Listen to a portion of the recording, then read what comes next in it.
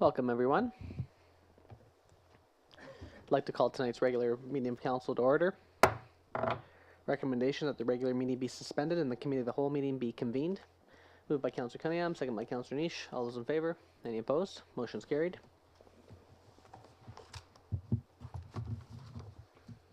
I'd like to call tonight's committee of the whole meeting to order. Recommendation that the agenda for the committee of the whole meeting of November 26, 2018 be adopted as circulated. Moved by Councillor Skelton Morvan, second by Councillor Cunningham. All those in favor? Any opposed? Motion's carried. Tonight we have two presentations on the agenda. First up is Christine Malaka regarding trees within the city of Prince Rupert. Welcome.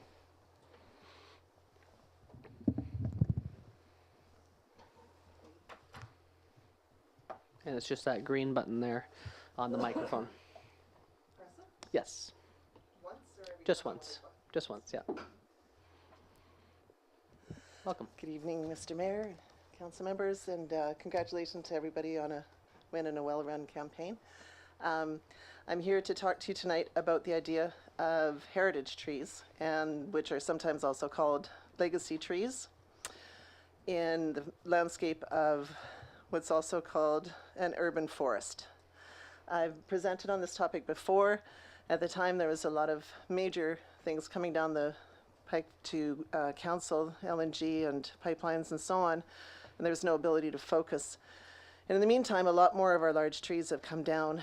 I'd still like to see this addressed, and I'm here to hear your thoughts and gauge interest and seek advice from you on how to sort of move forward. Sorry, I'm gonna have to peer at you over my glasses like a schoolmarm. No detention afterwards, promise. The large trees, and I'm speaking in particular about the especially large trees that have really gotten to have the opportunity to get to really large size and really large stature. They give us a connection to our nature, a connection to the past. They have aesthetic values and ecological values, and for me that's really personally important. And I'm always asked why do I feel so deeply? I do. It's hard to describe, but it's like a sense of awe and peace combined, and gives me a kind of reset button to my entire inner workings. And I just feel like I'm not on my own in that. Referring to the city's quality of life community plan, line 1 right out of the plan says that Prince Rupert is renowned for its breathtaking beauty. That's the start of the entire plan. The large trees in our area that don't exist in other parts, we're in a temperate rainforest where trees can go to an amazing size that they don't where you're not on the coast. They're fabulous, and they don't exist at other places. So the Quality of Life Plan takes in social, environmental, and economic values. Under the essential quality of life attributes, a number of specific attributes receive very high average ratings. This is out of the plan, and are therefore essential to good quality of life now and into the future.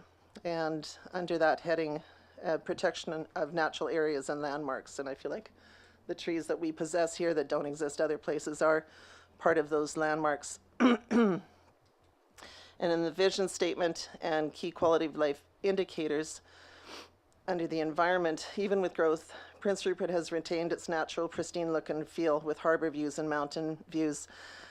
It has, to a large degree, yes, we can look at the mountain, and yes, we can look at the water, but in the town itself, I don't really feel like we're doing a very good job in protecting the specific attributes.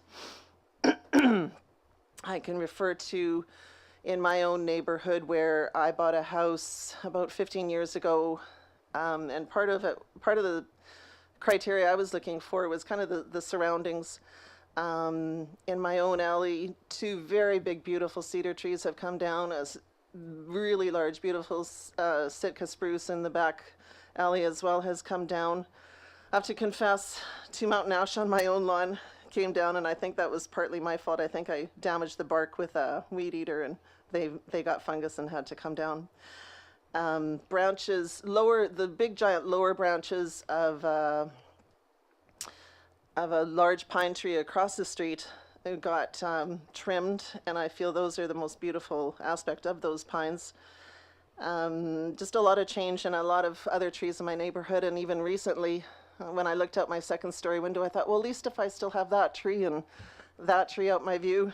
And coincidentally, because it was a block away, that one of the trees was taken down. They're coming down at rates, and I'm sure you recognize that in your own areas. Under environmental protection, the city, in reviewing any major future development proposals, will request the protection of sensitive natural areas, and specifically highlights Hayes Creek and Oldfield Creek and Morse Creek and Morse Pond as being protected, and that's fantastic. I don't know that without the specific protection for the trees that they're ever reviewed or considered. I don't want to take anything away. I think it's fantastic that we're developing housing there on Park Avenue. But again, referred to in the plan is a lot of specific talk about the entrances to town, and that's one of them. And on that stretch of highway, the largest trees as you come into town were cut down for that development, and I don't know if they necessarily needed to be, or if that development needed to be right there. But without some kind of protections in place, they don't get consideration. It's also spoken about in the plan that access to nature for all is highly valued. Trails are pointed to. However, there's values throughout the city. And again, trees aren't mentioned. Not everybody can make it to a trail, and that's been addressed with equipment for trail riding and so on. And a lot of people can't get out of town. For a lot of people who, if you live in this area, you probably do have a focus on hunting, fishing, camping, hiking, etc. But a lot of people don't. This is their nature. This is their surroundings. This is where they look around when they go for a walk, and their vistas and their skylines are the trees and the beautiful phosphorescent look of our misty rainforest species. Tourism is expected to grow in importance. That's identified in the plan. And new development is to include adaptation to local site conditions, inclusion of park areas and open space that addresses livability, trail, and recreation needs. So based on the community plan, I just feel that it's already identified that these are important values. I just think we have to come down to the specific. Bylaws can be written that under the development permit area designation. And I think there's places to start looking at this, that other municipalities have specific bylaws in place with heritage tree bylaws and legacy trees.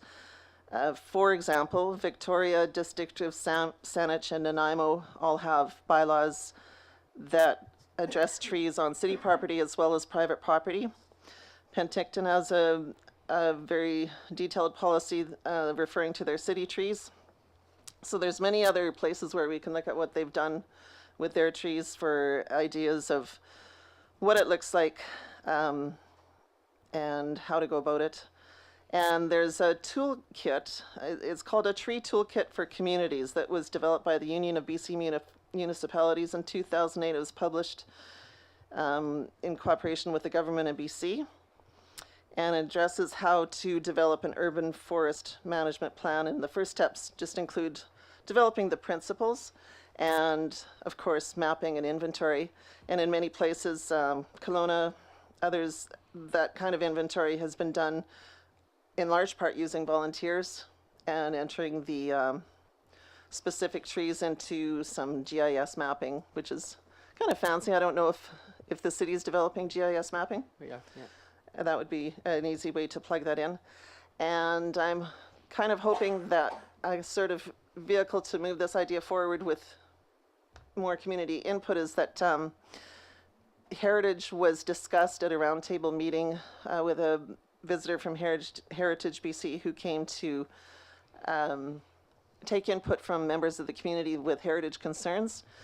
And I was again encouraged through that what he said when I spoke about why I was there was that this is something sort of new that's coming into the scene, that people are starting to recognize that protection needs to be in place, and it's being raised sort of all over the province. It's not something he's heard in years past. It's always the buildings and the so on and so on, but now the landscapes and the trees are being raised, as well as heritage for the future that needs to be protected.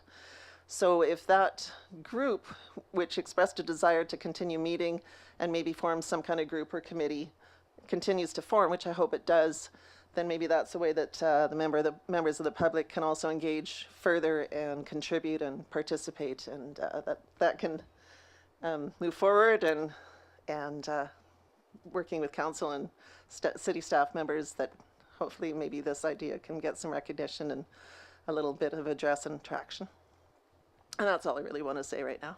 Thank you for that. All right. Any comments from council? Nope. And Hey, clapping. Any comments? Thanks, you Mr. guys? Moore. Scott. No. I'll just comment. I grew up in Victoria, and so I'm really.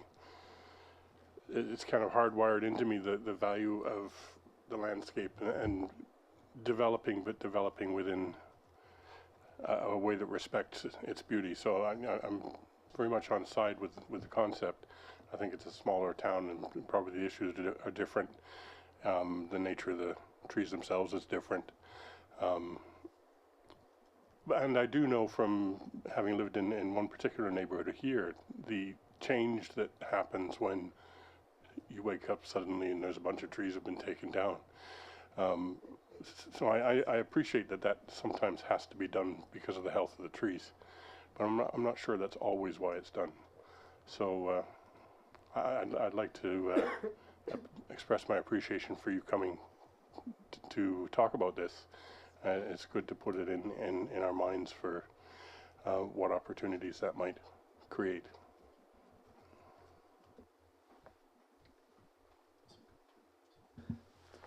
I'd like to just kind of reiterate what Councillor Eadie was saying.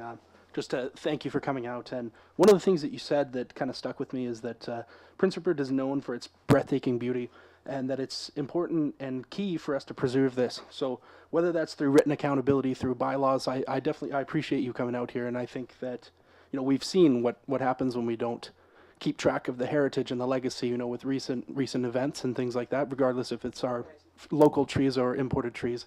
So no, thank you very much for coming out today. Thanks. You know, that old saying, you can't see the trees for the forest, that's sort of what's in a lot of people's mind in Prince Rupert, because you go up the highway, you see trees. No matter where you go, you see trees. But the trees in the city are the ones that need to be protected. The ones out the highway are already there, and they're not going to be cut down. The reason some people cut trees down are personal, and you know, that Heritage Committee that was here, even though trees fit into it, there's a lot of other stuff that fit into that, and the city's been without a Heritage Committee for quite a while, and it might be nice to resurrect that, and it might be another way to get information coming to City Council on heritage trees or legacy trees, because, you know, sometimes I drive by a tree every day and don't think much of it because it's just a tree. But, you know, when it's gone, then you realize how beautiful an asset it was, and that, and you know I've had some nuisance trees around my neighborhood, and I get fed up cleaning out the gutters all the time, and that's why some people cut them down and that. But is that a good enough reason? You can find guards for your gutters and things like that also. But yeah, it's a unique problem in Prince Rupert because there's so many trees. You know, you go down to McCloyman or anywhere and there's lots of big trees, and you don't think of the trees in people's yards sometimes. But thank you very much for bringing it to our attention. Absolutely. I agree what you're saying, that sometimes it feels like there's so many trees, and I think it needs to be looked at in a larger management plan, that the alders that are the pioneer species that grow up immediately anywhere where there's open space, they do an important job in the ecosystem. In a rainforest climate, the ground leaches and it's nutrient poor, and alders actually fix nitrogen in their roots. They create nitrogen. So they have an importance, and we couldn't even get rid of all of them if we tried, but they grow in such abundance that sometimes you're feeling like you're choked by trees. But if we could brush back the alders and actually see the larger, the big beauties that are in behind, then maybe we wouldn't feel so,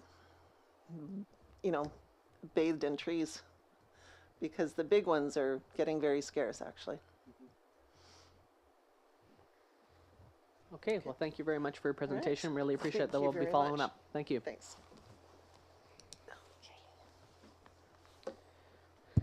Okay, next we have the Prince Rupert Community Arts Council information update. So representatives, please come forward.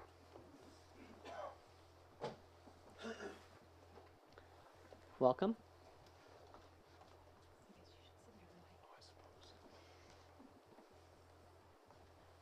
Mr. Gurney and Mike go well together.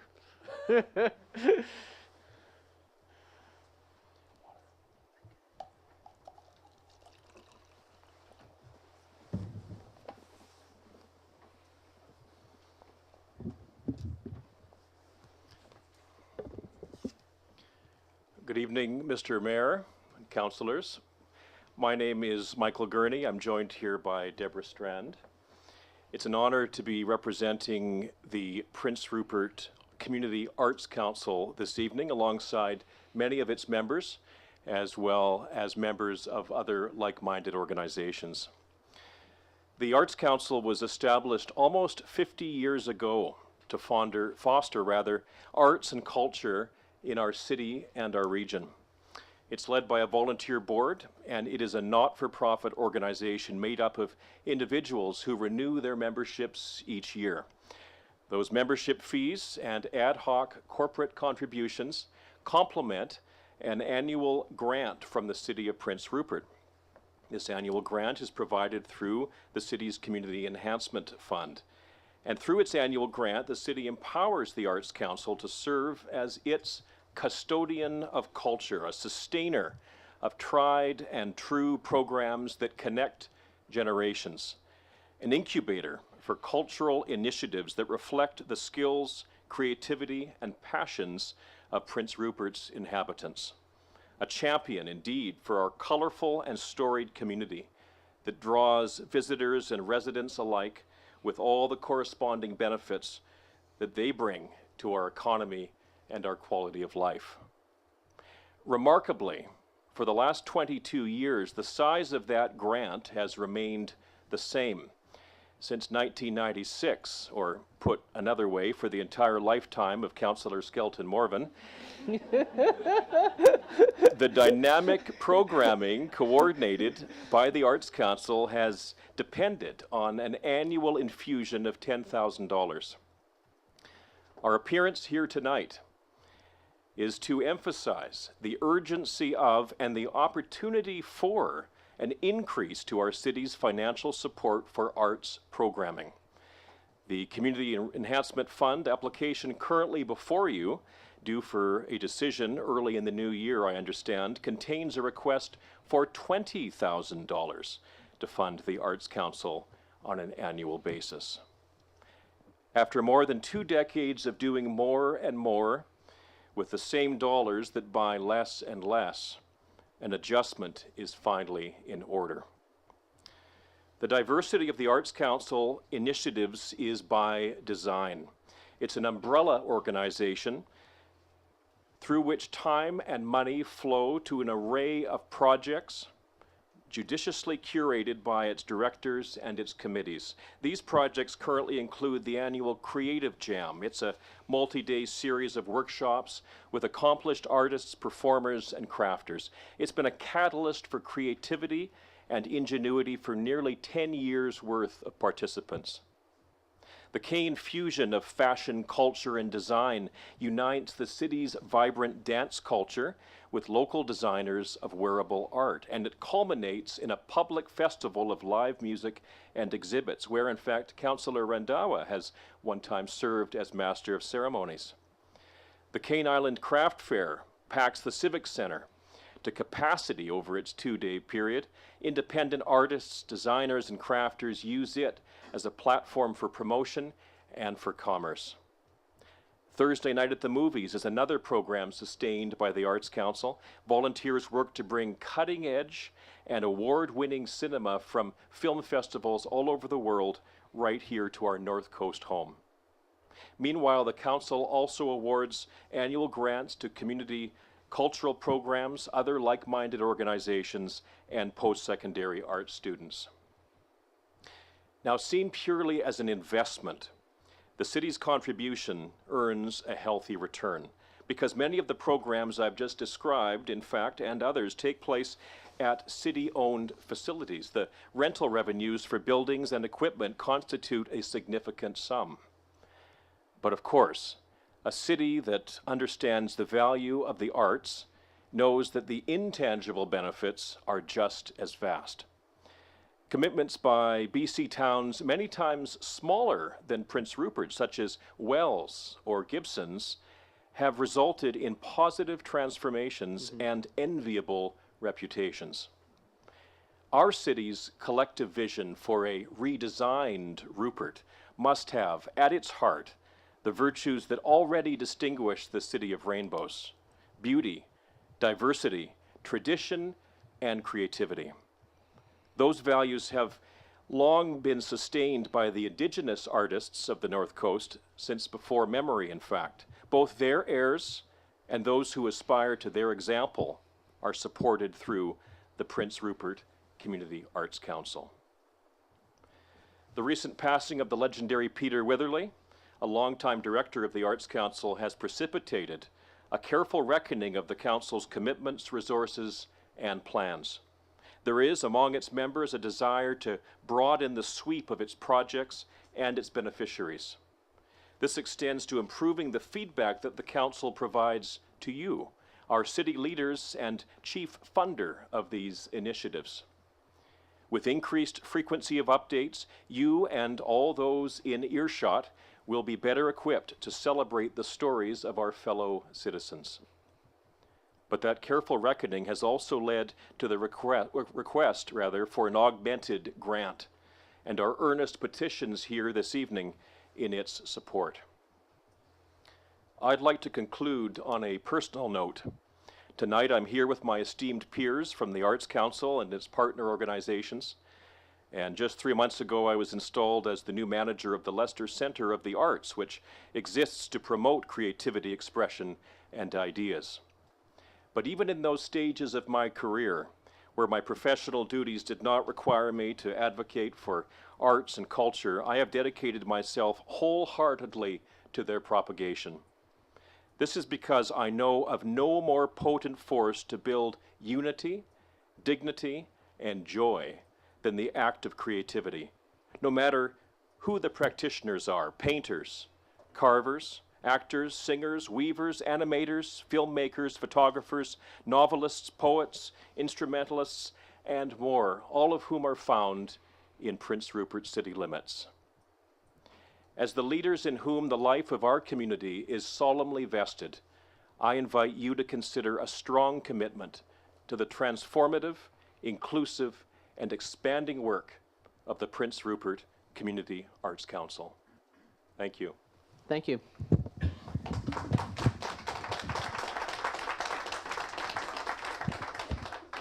And very eloquent as well. I think there is really no justification needed for the Arts Council and what Council sees its role as.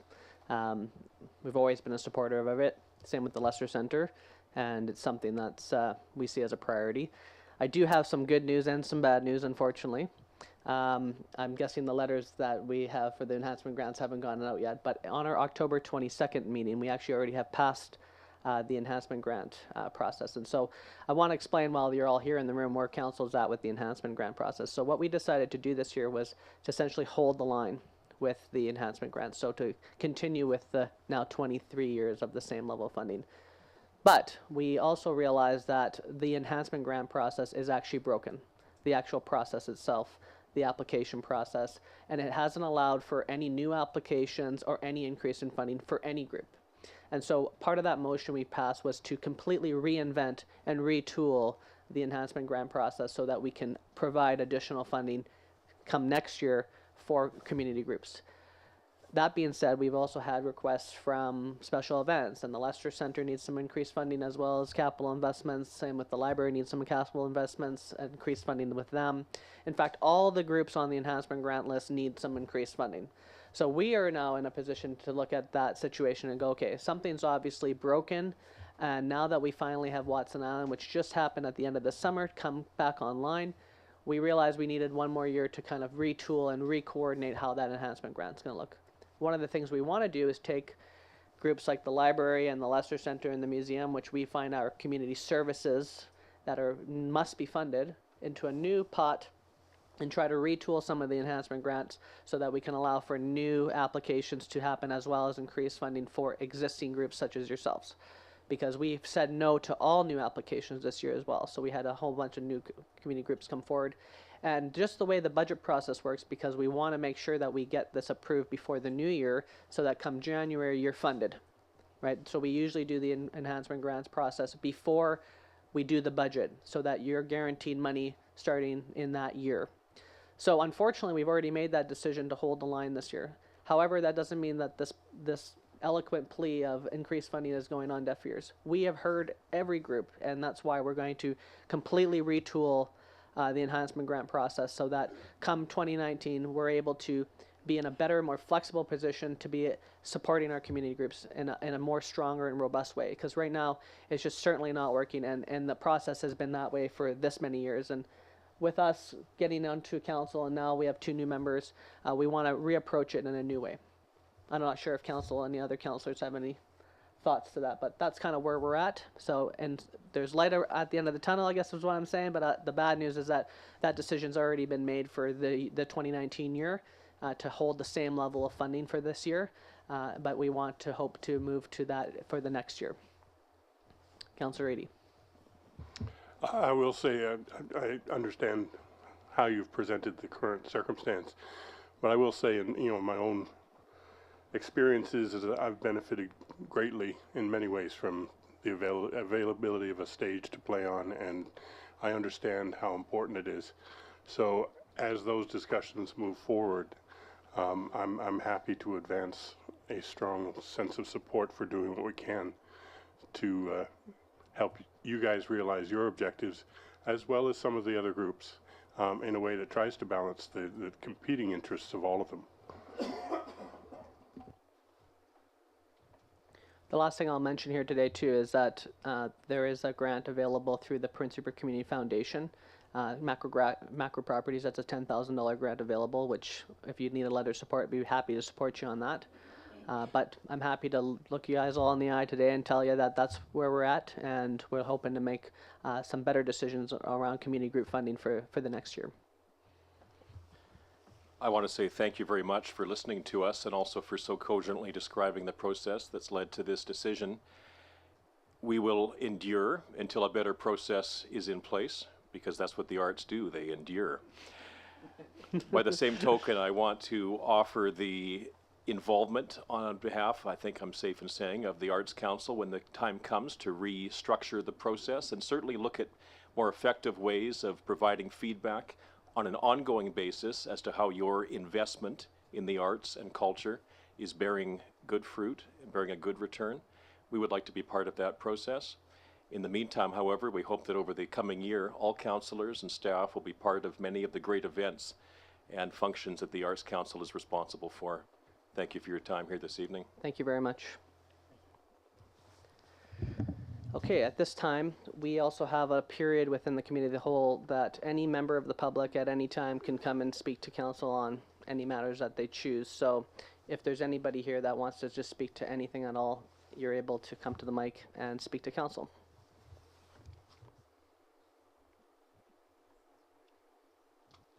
I'll call for a second time for any members of the public to come forward and speak to council. And a third and final time. Okay, seeing no one, I'd like to entertain a motion to adjourn and reconvene the regular council meeting. Moved by Councillor Cunningham, second by Councillor Niche. All those in favor? Any opposed? Motion's carried. You're all welcome to stay and watch the riveting meeting discussions, of course. But if you'd like to leave, I'll allow a moment for people to take off. And again, sorry, but thank you. Absolutely. Yep.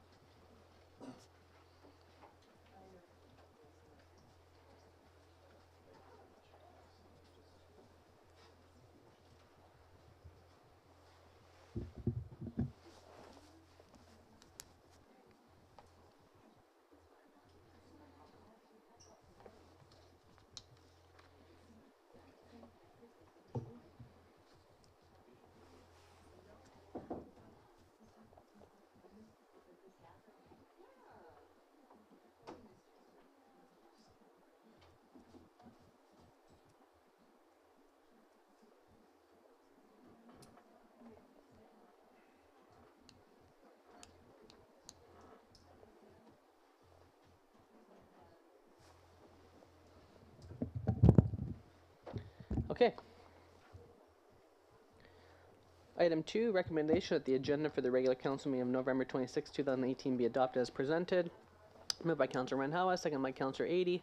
All those in favor? Any opposed? Motion's carried. Item 3A, recommendation that the special council meeting, minutes of the special council meeting of November 1st, 2018 be adopted. Moved by Councillor Cunningham, second by Councillor Niche. All those in favor? Any opposed? Motion's carried. Item 3B, recommendation that the minutes of the special regular council meeting of November 1st, 2018 be adopted. Moved by Councillor Renhowa, seconded by Councillor Moreau. All those in favor? Any opposed? Motion's carried. Item 3C, recommendation that the minutes of the regular council meeting of November 5th, 2018 be adopted. Moved by Councillor Skelton Morvan, seconded by Councillor Niche. All those in favor? Any opposed? Motion's carried. Okay, first up, we have a report from our communications manager. Report regarding the community information meeting on proposed cannabis regulations. Sure. So the recommendation for this report is just to accept it for information purposes. It was a bit of a summary of the community information meeting that we had on proposed cannabis regulations in the city of Prince Rupert. You'll be hearing a little bit more about the zoning amendment bylaw from Zeno in a minute here. So some of the community member feedback that we received during the meeting is just mainly a number of questions. So some of them were how we decided to set the business license fee, how and why areas to downtown were included or not included in the zoning bylaw, restrictions on delivery services and taxi delivery, which we noted were actually provincial restrictions, not municipal ones specifically. They start off at the provincial level, and then we echoed those regulations. Restrictions on smoking lounges, which again is also something that's coming from the province that's echoed in our regulations as they're proposed currently. The length of time that it will take before the regulations are in place, and the number of stores that will be permitted given the 75-meter distance restriction. So those are just some of the items that came up at the meeting, and thank you to those councillors that were in attendance. The information is just to kind of inform the remainder of council that weren't able to attend about some of the outcomes from the meeting. Okay, any questions? Okay, motion to receive this report for information purposes. Moved by Councillor Niche, second by Councillor Adie. All those in favor? Any opposed? Motion's carried. Next up, we'll wait for our corporate administrator to return because I think he's probably letting everyone out downstairs is what it is. So we'll just have a brief pause here.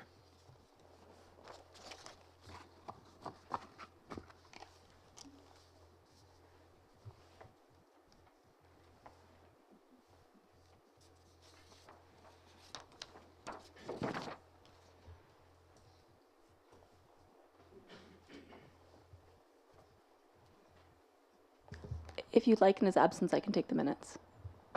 It's just that we're going to be doing all the board appointments. Okay. And it's important that he's there to help regulate Okay. that. Yeah. Gotcha.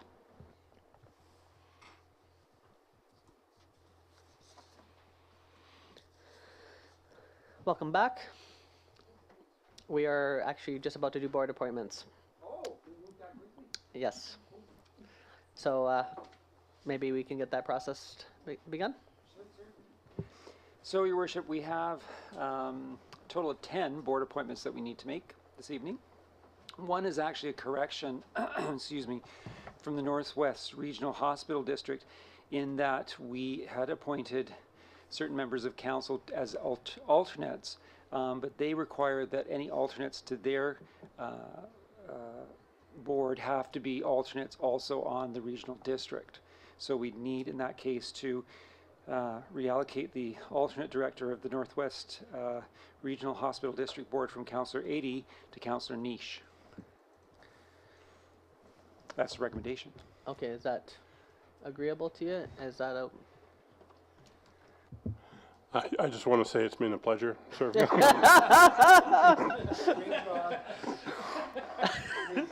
No, I do have one small point to make about it, and that was that in the information, the nomination information that we went by at the last meeting when we made that decision, it wasn't clear that that connection between the two boards was necessary, which is fine. I just think maybe next time if it was in that information, that would avoid the pitfall of. Okay. So you're okay with that then? Alternatively, if you wanted to give up your alternate seat on the regional district for Mr. Adie, you're good? Okay. So, okay, so the recommendation then is to appoint Councillor Niche as the alternate then. Moved by Councillor Randhawa, seconded by Councillor Adie. Okay, any further discussion? All's in favor? Any opposed? Motion's carried. I didn't quite realize that was a requirement. Now we know. Okay, next up. Thank you, Your Worship. The second one is the Prince Rupert Airport Authority. Council needs to appoint one member of council to be a participant on the board. And no alternates? No alternates Okay. required. Any members of council that are wishing to do that? I would like to appoint Craig Neese as the council appointment to the hospital You- board. I mean, to the airport board. Council Hospital Board? Too many words. Okay, so you're nominating. I'd like to nominate or put forth Wade, or Council Wade Neese's name to the airport board for this term if possible. Any other names? Seconded by Councillor Moreau, so that's a motion. Are there other people that are wishing to be on that board? Okay, seeing that we have a motion on the floor, all those in favor? Any opposed? Okay. Councillor Niche. Next. Okay, the next is the Prince Rupert Library Board. We need to appoint one member of council to the library board. I'd like to move Councillor Adie. We appoint Councillor Adie to the library board. Seconded by Councillor Moreau. Any other folks that want to be on the library board? Okay, seeing none. All those in favor? Any opposed? Motion's carried. Seeming that you're okay with that, Councillor Adie? Good. Okay. So, Your Worship, the next resolution is for the Civic Awards and Recognition Working Group, and that be that all council be placed on that board for that purpose of adjudication and evaluating of applications for the Civic Awards. Okay, we'll recommend to appoint ourselves to that board. Moved by Councillor Niche, second by Councillor Skelton Marvin. Any further discussion? Okay, all those in favor? Any opposed? That's an easy one. Okay, the next one is the Performing Arts Society. So we need another board member to be participating on that group. Sorry, I would be interested in that one. interested? Yep. Okay, I'll move Councillor Adie. okay. Any seconders? Second by Councillor Niche. Anybody else that has an interest on being on that board? Okay, seeing none. All those in favor? Any opposed? Motion's carried. The next one is the Recreation Commission. We need 3 members of council to be appointed to the Rec Commission. So we have the three members now, I believe, are Councillor Niche, Councillor Cunningham, and Councillor Randhawa. And I think Councillor Niche is currently the chair, and was recently appointed the chair, so I personally would like to see some continuity with that. However, are the both the members wanting to continue, and is there other new members that are looking to potentially maybe get on there? You'd like to stay? Okay. I'll step down and let somebody with, Would you be wanting to maybe do something like that? Be on the Recreation Commission? Recreation Commission. Yeah. Would that be of interest to you? And would be willing to maybe? Yeah? Unless he's still interested. For me, if he was willing Yeah. to take it. If not, Okay. Well, then what I would do then is I would move to appoint Councillor Niche, Councillor Skelton Morvan, and Councillor Renhowa to the Recreation Commission. Second by Councillor 80. Any further discussion? Do you want to say something? I would just like to stay the chair of the, if that's possible, or Do we appoint the chair, or does the chair get appointed through? I believe it's the commission that appoints the chair. No, actually, right. So what we'll do is a friendly amendment, if it's okay with the seconder, that part of that motion is to appoint Councillor Niche as the chair. Okay. Any further discussion? question. Okay, all those in favor? Any opposed? Great. The next one is the Healthy Communities Committee. There is a member that needs to be appointed by or from council to serve on the North Health Healthy Community Committee as a co-chair.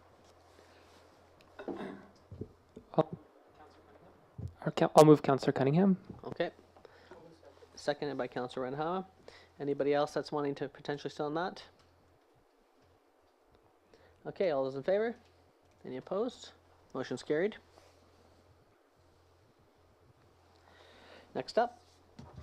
Next up, we have Tourism Prince Rupert. So a member of council needs to be appointed to the board of the tourism.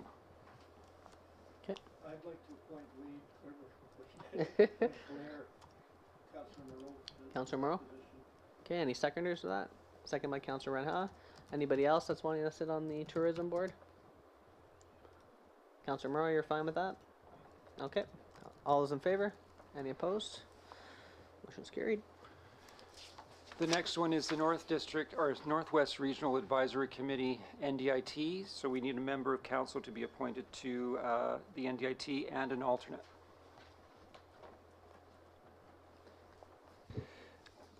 Given that I'm currently the appointee, just in conversation with Councillor Skelton Morvan, I'd like to move that he would be the primary appointee, and I'm happy to take on the alternate spot. Okay, so moved. Any seconders to that? Seconded by Councillor Niche. I think that's a great plan. Any further discussion on that? Okay, all those in favor? Any opposed? Motion's carried. And finally, Your Worship, the BC Ferries North and Central Advisory Committee requires one city council member just to represent the city of Prince Rupert. Are you still wanting to potentially continue that? Is there anybody else that are wanting to maybe do BC Ferries issues? It's a very active role, this one. I point. Moved to Councillor Cunningham. Okay, so any seconders? Seconded by Councillor Moreau. Okay. Any further discussion? Okay, all those in favor? Any opposed? Motion's carried. Okay, Councillor Randhawa. Mr. Mayor, last time we had one appointment from city on the North Coast Immigration and Multicultural Society. So I was wondering we can do today or in next hour. So do we have an official city appointment to the North Coast Immigration and Multicultural Services Society? Worship, I'd need to check into that before Okay. making any comment. I Yeah, can I bring can't that forward for the remember next quite. meeting. I can't either. Okay, so perhaps next meeting you can find that out? I will do that. Okay, thank you. Okay, thank you very much. Next up, we have a correspondence for action from the Minister of Children and Family Development, a proclamation request to proclaim November 2018 as Adoption Awareness Month in the City of Prince Rupert. So moved by Councillor Moreau, second by Councillor Cunningham. Discussion? Okay, all those in favor? Any opposed? Motion's carried. Next up, we have our city planner, Mr. Planner, regarding the zoning amendment bylaw number 3430, 2018, being a bylaw to amend the City of Prince Rupert zoning bylaw to permit cannabis retail stores. Welcome back. Thank you, Mr. Mayor. City Council has considered changes in federal and provincial legislation concerning recreational cannabis and elected to permit sale of recreational cannabis as per proposed bylaw number 3430 2018 included in attachment 1. As brief background, without analyzing applicability of each, there are 7 broad areas where the changes in legislation affect municipal responsibilities. They include zoning, regulatory bylaws, inspections, municipal enforcement, finances and revenue, engagement and education, and economic development. In this report, I will concentrate on land use regulation, in other words, amendments to the City of Prince Rupert zoning bylaw. While there are other aspects to zoning and land use, the proposed amendments are specific to retail sale of cannabis. As noted earlier, the proposed bylaw is an attachment 1, and for presentation, I have drafted that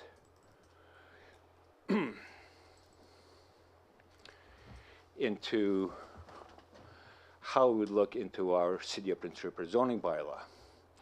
Firstly, we propose to amend definitions by including cannabis, definition of cannabis, which is the same as in the federal legislation, and cannabis retail stores, which is same as Controlled Cannabis and Licensing Act provincial legislation and includes government and private establishments.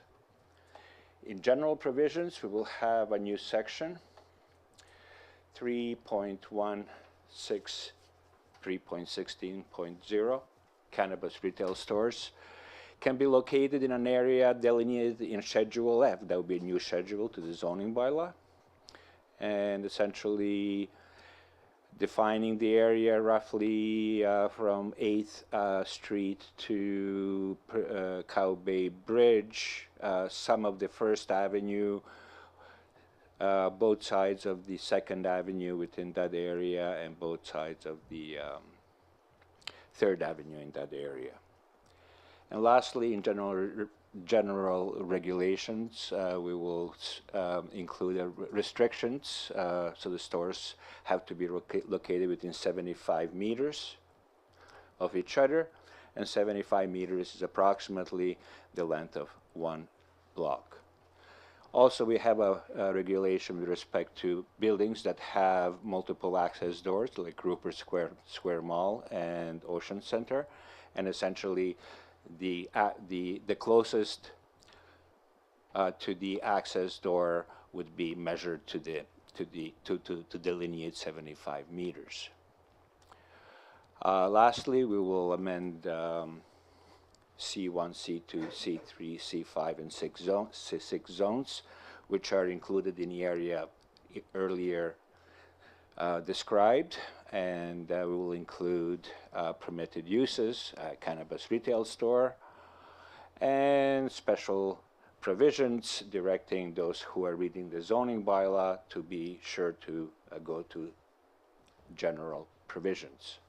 This will be a duplicate 6 times. That essentially is the sum total of the that's the sum total of the changes to the bylaw. Communications manager reported an information meeting.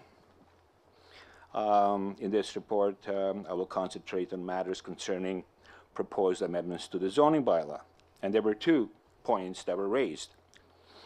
One was by Rupert Square Mall, who, following the meeting, expressed some trepidation as their partnership was not in a full agreement if they should be included or excluded, to which end I told her that in order to be excluded, I would need something from them by Wednesday morning when our reports are due, specifically stating that they want to be excluded. Otherwise, I was going to include them, and the ownership, as they change from time to time, can have a policy if they do or do not want to allow sale of cannabis on their premises. Subsequently, one of the partners, who is the president in the City of Prince Rupert, called me on Thursday and asked that they be included. The second question was about inclusion, And the property owners and business interests proposing to locate a cannabis retail store at 1100 Park Avenue requested inclusion. This is a reasonable request. I will show you how that would look like.